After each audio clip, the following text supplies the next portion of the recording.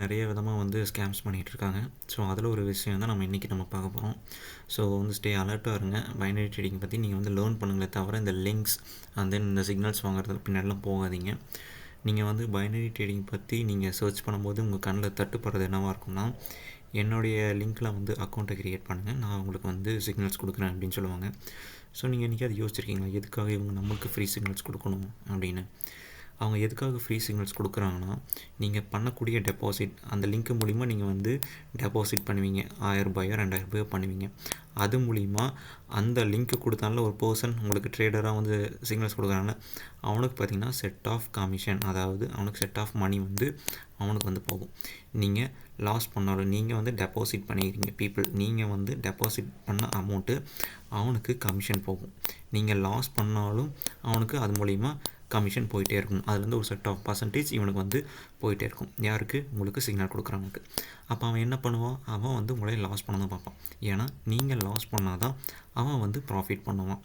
நீங்கள் டெபாசிட் பண்ணால் தான் அவன் ப்ராஃபிட் பண்ணுவான். அப்போ நீங்கள் நான் காசுக்கு தான் சிக்னல் கொடுப்பேன் அப்படின்னு சொன்னால் நீங்கள் யாரும் வரமாட்டீங்க. அப்போ ஃப்ரீயாக கொடுக்குறேன்னு சொன்னாங்கன்னா கண்டிப்பாக வருவாங்களே. ஸோ பிகினர்ஸ் நிறையா பேர் வந்து சிக்னல்ஸ் பின்னாடி போயிட்டுருக்கீங்க.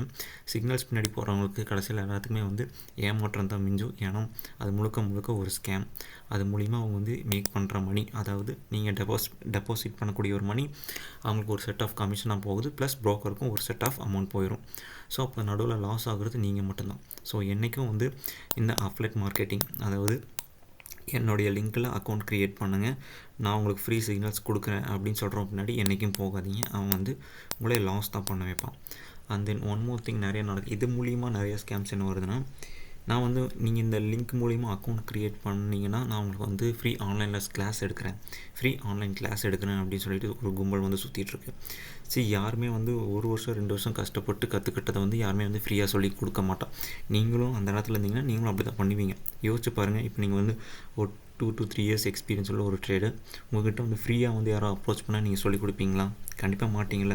அப்போ இது இங்கே என்ன வருது? இவங்க முழுக்க உங்களை வந்து ஸ்கேம் பண்ணுறாங்க.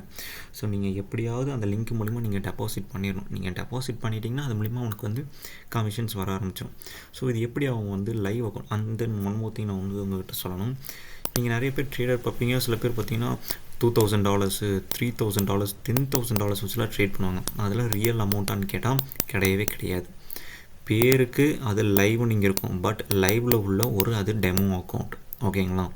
இது மாதிரி அக்கௌண்ட்ஸ் யார் கொடுப்பாங்கன்னா, ப்ரோக்கர். அவன் அஃப்லைட் மார்க்கெட், நீங்கள் வந்து அவன் வந்து உங்களுக்கு ஒரு லிங்க் கொடுப்பான் பார்த்தீங்களா? அந்த லிங்க் யார் கொடுக்குறது? ப்ரோக்கர். அப்போ அந்த ப்ரோக்கர் அந்த லிங்க்கு கூடவே இந்த அக்கௌண்ட்டையும் கொடுத்துருவான். அது வந்து வெறும் லைவ் அக்கௌண்ட்டு நீங்கள் காமிக்கும். அவன் மூலிமா அது மூலிமா வந்து 10,000, 20,000, 40,000 மேக் பண்ணுவான். ஆனால் அதை வந்து வித்ட்ரால்ஸ் மாதிரியும் காமிப்பான். ஆனால் அது வந்து ரியல் மணியான்னு கேட்டால் கிடையாது. அது முழுக்க உங்களை வந்து ஏமாத்துறதுக்காக. ஓகே, இவ்வளோ பணம் பண்ணுறாங்க, நம்மளும் டெபாசிட் பண்ணுவோம் அப்படின்றதுக்காக அந்த ஃபேக் அக்கௌண்ட் ப்ரோக்கர் அந்த லிங்க் க்ரியேட் பண்ணால அவங்ககிட்ட கொடுப்பாங்க. அந்த அக்கௌண்ட்டை வச்சு உங்கள்கிட்ட வந்து நான் இவ்வளோ ப்ராஃபிட் பண்ணிட்டேன், அவ்வளோ ப்ராஃபிட் பண்ணேன்னு சொல்லி உங்களை வந்து இன்ஃப்ளூன்ஸ் பண்ணி அந்த லிங்க், அவங்க கொடுக்கக்கூடிய ஒரு லிங்க்கில் உங்களை வந்து அக்கௌண்ட் க்ரியேட் பண்ண வச்சு அந்த அக்கௌண்ட்டில் உங்களே வந்து டெபாசிட் பண்ண வச்சுருவாங்க. ஸோ இதுதான் அவங்களோட எய்ம். ஓகேங்களா? முழுக்க உங்களை ஏமாத்துறது மட்டும்தான் அதில் வந்து அதிகமாகவே நடக்கும். ஸோ முடிஞ்ச அளவுக்கு நான் சொல்கிறேன் என்னதுன்னா, ஓடிசி மார்க்கெட், அதாவது ஓடிசின்றது ப்ரோக்கர் ரன் பண்ணக்கூடிய ஒரு சார்ட், அது பின்னாடி போகாதீங்க. ஏன்னா ப்ரோக்கர்ன்றவன் அவன் எப்படி சம்பாதிக்கலாம் தான் பார்ப்பானே தவிர நம்ம என்ன பண்ண என்னன்றது அவனுக்கு கவலையே கிடையாது. ஸோ அவன் நம்மளை வந்து லாஸ் பண்ண வைக்க தான் பார்ப்பான். ஸோ ஓடிசின்றது அவனுடைய மார்க்கெட். அப்போ அவனுடைய மார்க்கெட்டில் போய் நம்ம ட்ரேட் பண்ண என்ன ஆகும்?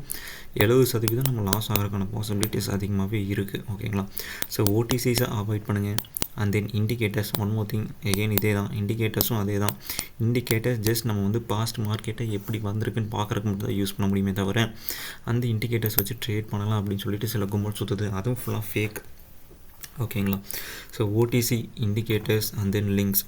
நீங்கள் ட்ரேடிங்கில் வரீங்க, பைனரி ட்ரேடிங் பண்ணணும், ப்ராஃபிட் பண்ணணும் அப்படின்னு நீங்கள் நினைக்கிறீங்கன்னா இந்த 3 விஷயத்த நீங்கள் வந்து கண்டிப்பாக வந்து அவாய்ட் பண்ணி ஆகணும். ஓடிசிஸ், இண்டிகேட்டர்ஸ், லிங்க்ஸ், இது வந்து நீங்கள் அவாய்ட் பண்ணிங்கனாலே நீங்கள் வந்து பாதி கட்ட லாஸ் வந்து நீங்கள் வந்து தேவையில்லாத லாஸஸை வந்து நீங்கள் வந்து அவாய்ட் பண்ணிக்கலாம். ஓகேங்களா? ஸோ இந்த வீடியோடைய கான்செப்ட் அதுதான். ஸோ உங்களுக்கு புரிஞ்சிருக்குன்னு நினைக்கிறேன். தயவுசெய்து லிங்க்ஸ் பின்னாடியும் ஓடிசிஸ், இண்டிகேட்டர்ஸ் பின்னாடி போகாதீங்க. நீங்கள் லாஸ் மட்டும்தான் பண்ணுவீங்க. ப்ரைஸ் ஆக்ஷன் கற்றுக்குங்க, கேண்டில் ஸ்டிக் சைக்காலஜிஸை கற்றுக்குங்க. அதுதான் வந்து ட்ரேடிங்கில் வந்து ப்ராப்பராக வந்து ஒர்க் ஆகக்கூடிய ஒரு விஷயம். அண்ட் தென் சில பேர் வந்து எஸ்எம்சிஸை யூஸ் பண்ணுறீங்க. எஸ்எம்சின்றது பார்த்திங்கன்னா மார்க்கெட்டுடைய ஸ்ட்ரக்சர்ஸை வந்து டிபெண்ட் பண்ணியிருக்குது. அதாவது மார்க்கெட்டில் நெக்ஸ்ட்டு ஸ்ட்ரக்சர்ஸ் எப்படி போகும் அப்படின்றதுக்காக தான் அது யூஸ் பண்ணுறது, இம்பேலன்ஸ் இது எல்லாமே. அதை கொண்டு வந்து நீங்கள் இந்த ட்ரேடிங்கில் யூஸ் பண்ணிங்கன்னா கண்டிப்பாக வந்து அது வந்து ஒர்க் அவுட் ஆக போகிறது இல்லை. இங்கே ஒர்க் அவுட் ஆகிறது ஒன்று தான் கேண்டில் ஸ்டிக் சைக்காலஜி. ஓகேங்களா? இந்த கேண்டில் ஸ்டிக் சைக்காலஜி நம்ம ரீட் பண்ணால் மட்டும்தான் நெக்ஸ்ட்டு கேண்டில் என்ன வரும்னு நம்மளுக்கு தெரியும். நீங்கள் ஒன்றும் ஓகே நான் ஸ்ட்ரக்சர் வச்சு இந்த மார்க்கெட் இப்படி தான் போக போகுதுன்னு தெரிஞ்சுக்கிட்டு நீங்கள் அப்படியே ஃபுல்லாக ட்ரேட் பண்ண போகிறது இல்லையா? நெக்ஸ்ட்டு கேண்டலுக்கு தானே நீங்கள் பண்ணுறீங்க. அப்போ கேண்டில் ஸ்டிக்ஸோடைய சைக்காலஜி உங்களுக்கு புரிஞ்சால் மட்டும்தான் உங்களால் ப்ராப்பராக வந்து ட்ரேடிங்கில் வந்து சர்வை பண்ண முடியும். ஓகேங்களா? ஸோ இதெல்லாம் அவாய்ட் பண்ணிவிட்டு டெக்னிக்கலில் ஃபோக்கஸ் பண்ணி லேர்ன் பண்ணுங்கள். அண்ட் தென் ஹோப்ஃபுல்லி நீங்கள் வந்து ப்ராஃபிட்டபிள் ட்ரேடர் வரக்கு வாய்ப்பு இருக்குது. ஸோ தேங்க்யூ ஃபார் வாட்சிங்.